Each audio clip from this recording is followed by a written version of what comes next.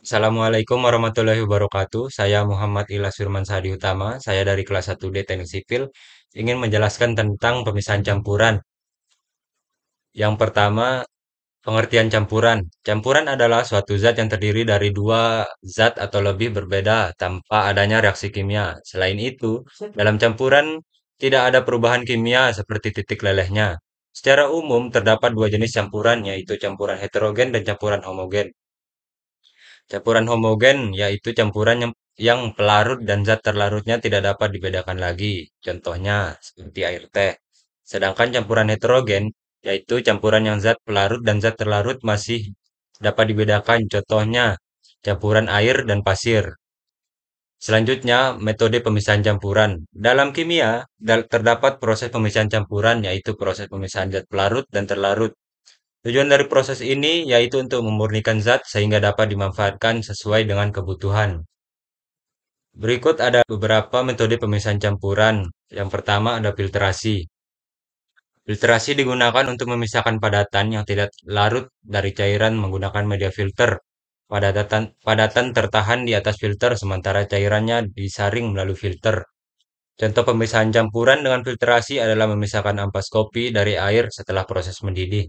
Nah, filtrasi sering digunakan dalam industri makanan, farmasi, dan lingkungan untuk memisahkan berbagai partikel dan zat tidak diinginkan. Selanjutnya ada destilasi. Destilasi adalah proses pemisahan campuran berdasarkan perbedaan titik didih komponennya. Komponen dengan titik didih lebih rendah menguap terlebih dahulu, kemudian dikondisikan untuk dipisahkan dari komponen dengan titik didih lebih tinggi. Contoh destilasi digunakan dalam industri minuman keras untuk memisahkan alkohol dari bahan-bahan sisa. Nah, penerapan destilasi juga sering digunakan dalam industri minyak dan gas untuk memisahkan berbagai komponen yang memiliki titik didih berbeda. Selanjutnya adalah kristalisasi. Kristalisasi adalah proses membentuk kristal padat dari larutan jenuh. Dalam kristalisasi, zat terlarut dikeluarkan dan membentuk padatan kristal yang terpisah. Pembuatan garam kristal adalah contoh umum dari kristalisasi. Nah, penerapan kristalisasi juga diterapkan dalam industri kimia, industri farmasi, kimia, dan makanan untuk memurnikan zat tertentu atau menghasilkan kristal dengan keruhan yang rendah. Yang terakhir ada kromatografi.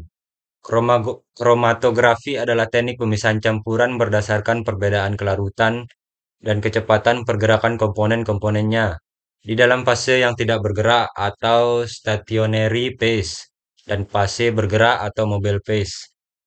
Kromatografi digunakan dalam laboratorium untuk memisahkan dan mengidentifikasi berbagai senyawa dalam sampel. Penerapan kromatografi juga digunakan dalam industri makanan dan farmasi untuk menguji mutu dan keamanan produk. Ya mungkin cuma itu yang dapat saya sampaikan. Sekian dari saya. Wassalamualaikum warahmatullahi wabarakatuh.